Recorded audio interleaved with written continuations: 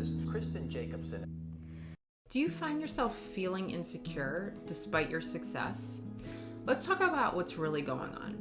So let's be honest, feeling insecure when you know you're qualified and capable is just frustrating.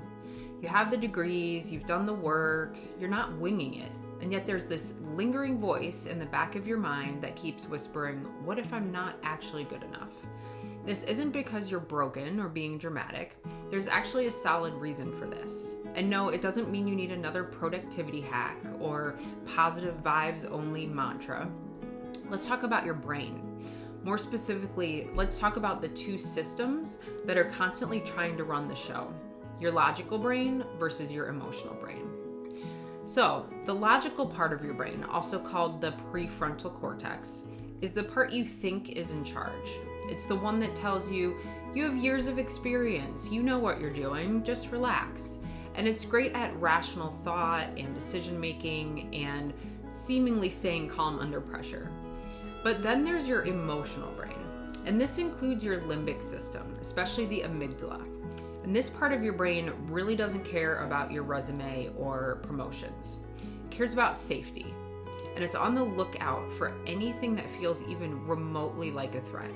And unfortunately, it can't always tell the difference between real danger and things like public speaking or receiving criticism or rejection. So what happens? Your logical brain and emotional brain start playing this tug of war. So logically, you know you're fine and competent, but emotionally, you're still 6 years old, feeling like you're one mistake away from being humiliated or abandoned or punished. And that's where internal family systems comes in. This is a model developed by Dr. Richard Schwartz, and it says we're not just one single voice inside. We're actually made up of many different parts. So you can think of them like little sub-personalities or roles, or like a little family living inside of you, hence the name. And there are certain parts that try to protect you in different ways. So these parts aren't bad, and they're not broken. They're actually trying to help. But sometimes they get stuck in old roles based on past experiences, especially those from childhood. So let's say there's a part of you that feels deeply insecure. That part probably formed a long time ago. So maybe it came from a parent who was overly critical, or a teacher who shamed you in front of the class, or years of being ignored when you actually needed support. That part of you doesn't care if you have a PhD or if you're in a C-suite role now. It's really just not convinced because it still thinks you're not enough. And then there's your logical part, what IFS would call a manager part. So this is the one that's constantly trying to rationalize and over-prepare or analyze your way out of insecurity. And it thinks if I just do more or prove more or be more, then I'll feel okay. But the problem is this, you can't outthink a feeling that's rooted in an emotional memory. So let's talk about why this happens. Here's a little neuroscience for my analytically minded folks. Emotional memories are stored in a part of your brain that's not super responsive to logic. So you might know you're good enough, but if your emotional brain has learned to associate certain situations with fear or shame or rejection, then it will keep firing off warning signals even when there's no real danger. So that means you can walk into a boardroom with total confidence in your skills, yet still feel like you're about to be exposed. And that's not because you're weak, it's because your emotional brain is protecting an old part of you that got hurt a long time ago. So what can you do about it?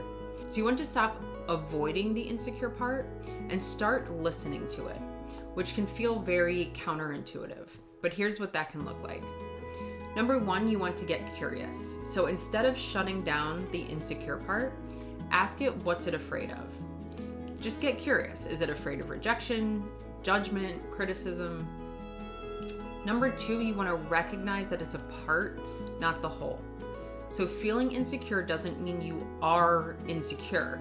It means a part of you is showing up. That's it. Number three, don't argue with logic. You don't need to convince the insecure part with facts. This is not going to help. You actually need to build trust with it like you would with a scared child. 4, you want to work with the part, not against it. So that insecure part may be trying to protect you from rejection, failure, or embarrassment. And when you understand its motive, then you can respond with a lot more compassion instead of shame. And finally, you want to start building a relationship with your parts. This is where internal family systems really shines. So you begin to notice when different parts show up and work toward helping them feel safe enough to soften. So I have a client I'm working with right now, and we identified this insecure part. It was a child part, and he keeps referring to it as the little effer. Now, he uses the full word, but the social media guys will come after me if I curse on film.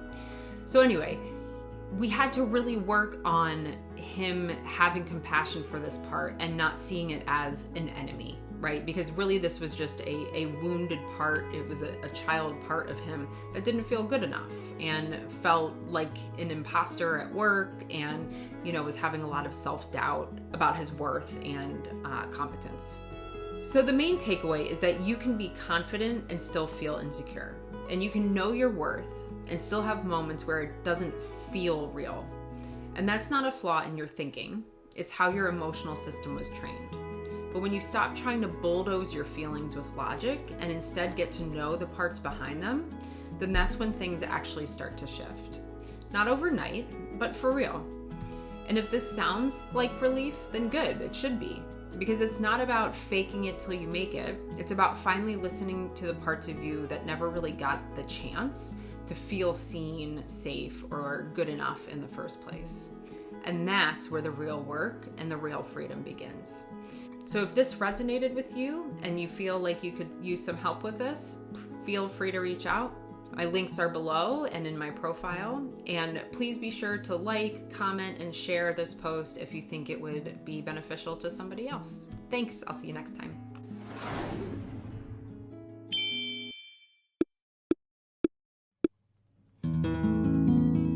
Therapist Kristen Jacobson.